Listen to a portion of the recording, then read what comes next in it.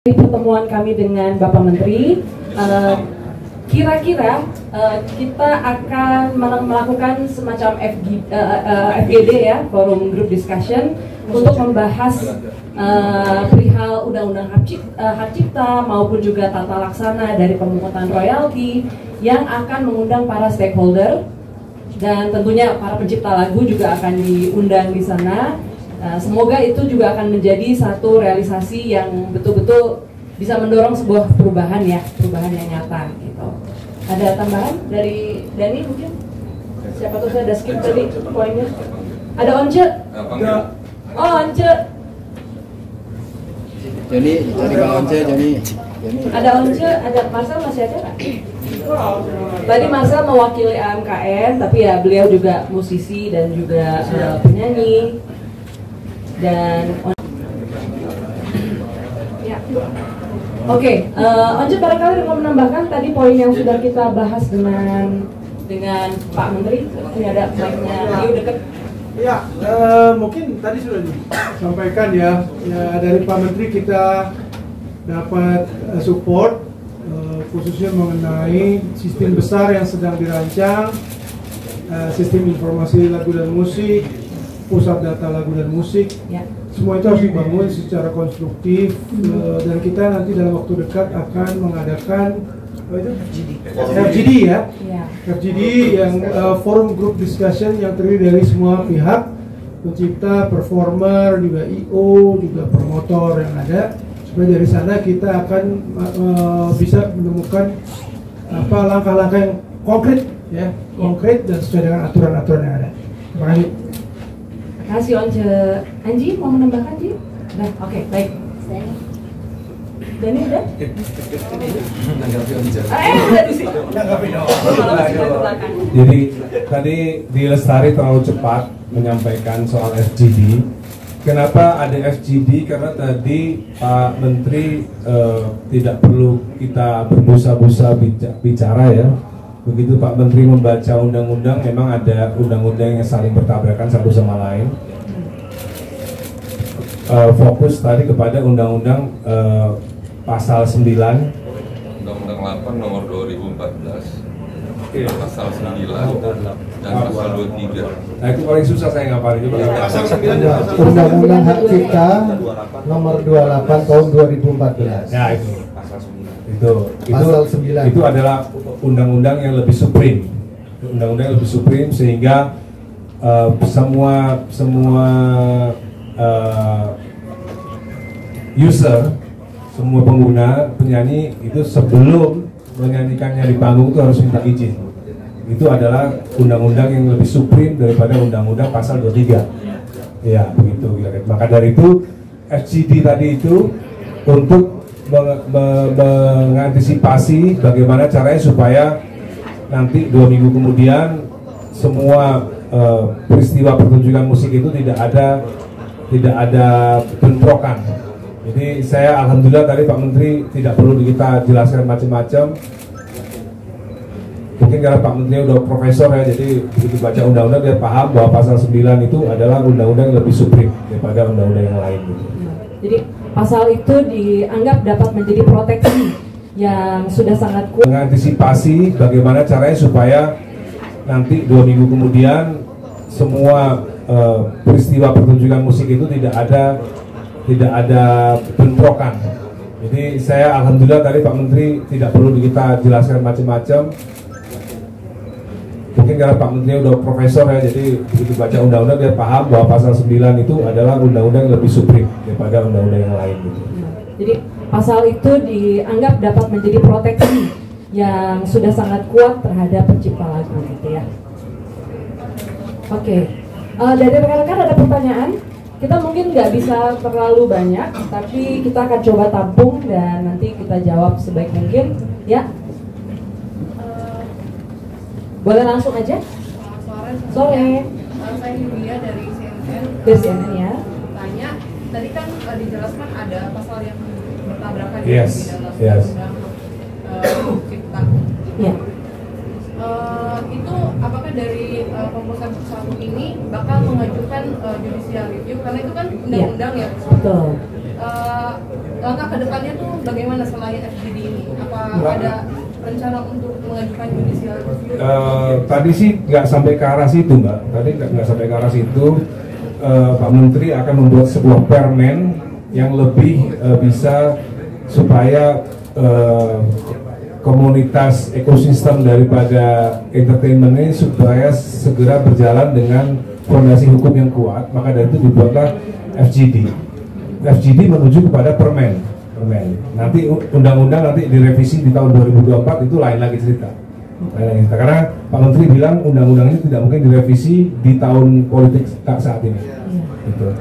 Tadi pembicaranya seperti itu. Kalau 2024 itu mungkin lebih masuk akal. Tapi daripada menunggu 2024, Pak Menteri punya saran yang bagus, yaitu adalah melalui permen nanti. Permennya berikutnya nanti seperti apa nanti kita akan melakukan forum diskusi 2 minggu setelah Lebaran sampai selesai. Terima kasih. Ada lagi? Ya, silakan Mas. Saya Leo dari TV One mau nanya terkait dengan keempat poin dari Komposer Bersatu ini, bagaimana respon dari menteri terkait yang memang menangani atau yang bagaimana respon dari kementerian terkait. Kemudian tadi ada juga poin yang keberapa yang tentang pemberian izin kepada mereka yang penyanyi kafe dan lain-lain. Nah, bagaimana bagi mereka yang memang konten kreator musik, dimana itu kan kita tahu juga itu memberikan insight juga kepada pencipta lagu, dimana mereka mengemas kemudian membantu promosi lagu dan juga si konten kreator. Apakah itu akan ada masuk ke dalam undang-undang yang akan disampaikan nantinya kepada menteri terkait? Oke, terima kasih. Terima kasih. Ini saya akan jawab cepat dulu yang paling akhir. Ya. Kalau konten kreator itu memang karena dia sudah masuk ke ranah digital. Kalau ranah digitalisasi itu sudah ada sistem yang sudah sangat bisa dibilang cukup mumpuni ya, sehingga semuanya sudah transparan dan sistemnya sudah berjalan dengan baik. Jadi memang fokus kami tadi lebih kepada performing rights ketika lagu tersebut dibawakan ke dalam pertunjukan atau konser gitu. Jadi memang tidak membahas digitalisasi. Tapi yang kami harapkan adalah adanya sistem digitalisasi yang mampu nanti kemudian mendata semua konser, pertunjukan, sehingga kita bisa mendapatkan transparansi yang kurang lebih sama dengan apa yang sudah kami nikmati sekarang lewat konten-konten digital gitu.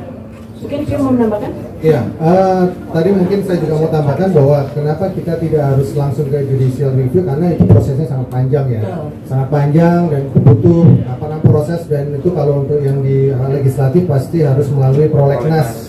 Jadi itu prosesnya panjang sekali, dan yang antri untuk dilegalisasi atau untuk dibuat undang-undang ini juga banyak.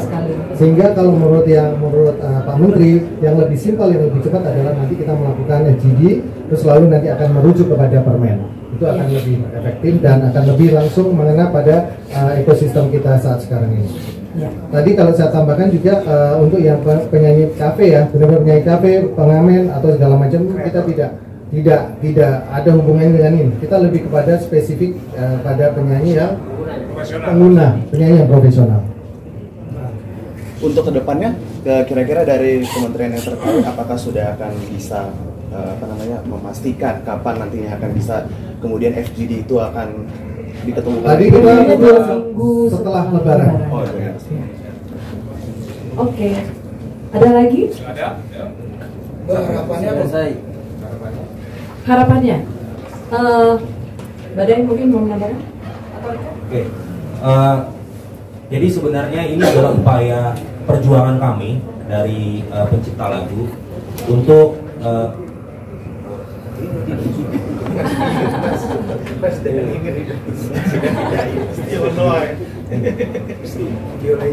jadi memang ini upaya dari kami para komposer untuk apa? Sebenarnya untuk menyelamatkan legacy kami, untuk keluarga dan anak cucu kami yang memang nantinya mereka nih yang merasakan eksploitasi daripada lagu-lagu kami. Jadi sebenarnya harapan kami simple adalah apa? Eksklusivitas komposer itu ditegakkan di negara ini. Ada lagi? Ada. Harapannya selesai. Harapannya, Badai mungkin mau menambahkan? Oke. Jadi sebenarnya ini adalah upaya perjuangan kami dari pencipta lagu untuk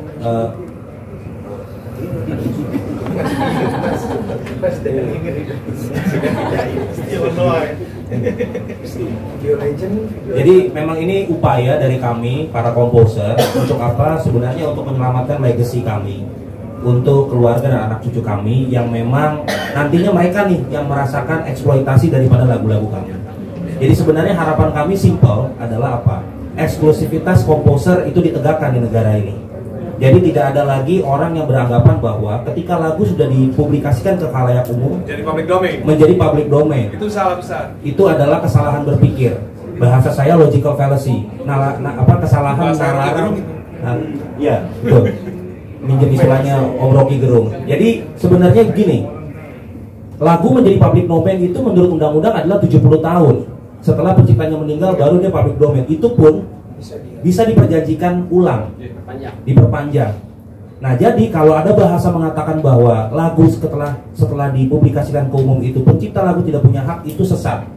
Jadi upaya hukum kami adalah melindungi karya cipta kami sesuai dengan arahan menteri tadi bahwa pasal 9 itu sudah cukup memproteksi hak moral dan ekonomi kami. Jadi harapan ini simple aja. Kami mau supaya negara ini memperlakukan atau berpihak kepada pencipta lagu untuk menegakkan hukum atas karya-karya kami. Itu aja. Thank you. Terima kasih.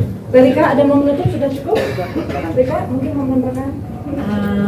Saya sudah lama ingin bicara tapi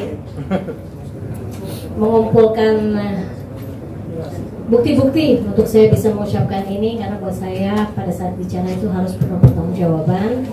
Jadi saya akan mengumumkan, sebetulnya ini kejadian sudah lama, sudah 1 tahun yang lalu, berawal dari tanggal polemik yang terjadi di band saya, The Groove. Maaf Terika, potong sebentar, Piu mau jalan duluan, karena sudah harus buru-buru. Saya minta maaf ya, saya harus duluan. Thank you banget buat semuanya. Hati-hati Mas Piu ya. Thank you Piu. Duluan ya. Bang Effendi, thank you Bang Effendi. Ya, boleh. Bang, makasih Bang. Profesor Mulus. Salam seger-seger Pak. Oke, makasih Bang. Profesor Mulus. Salam seger-seger Pak. Oke, Boleh. teruskan.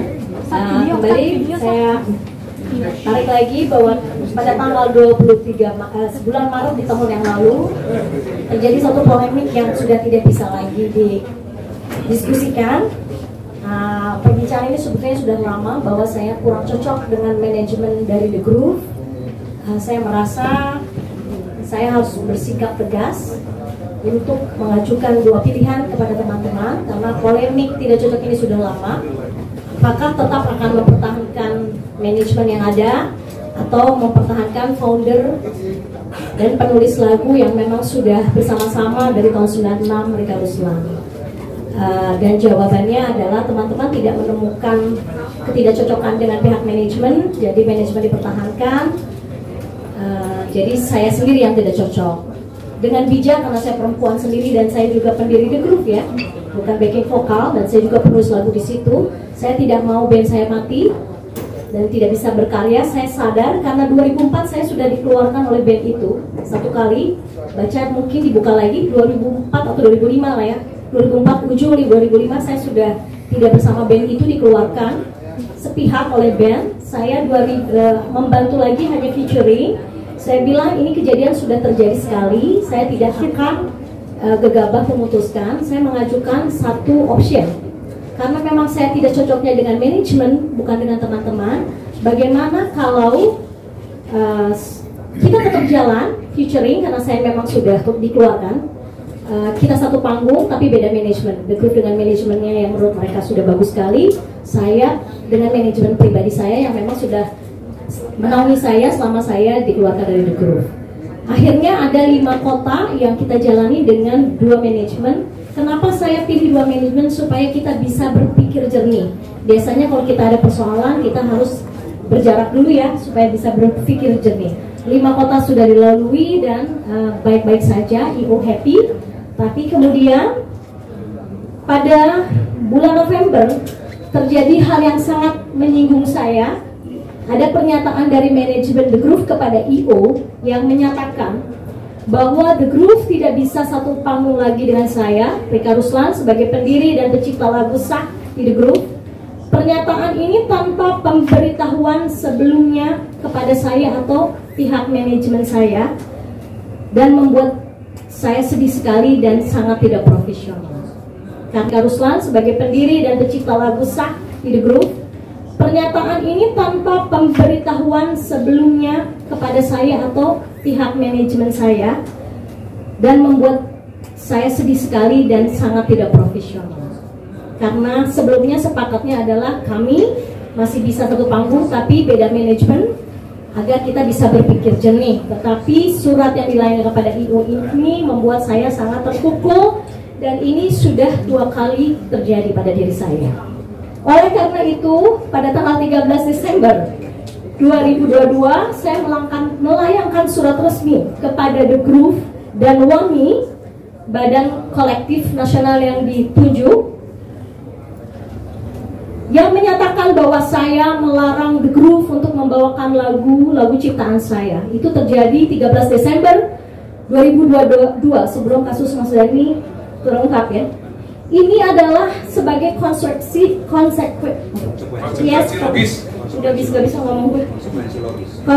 logis ketika The Groove tidak bisa satu panggung lagi dengan saya. Sebagai pendiri dan pencipta lagu, saya pun melarang dan saya membawakan lagu saya.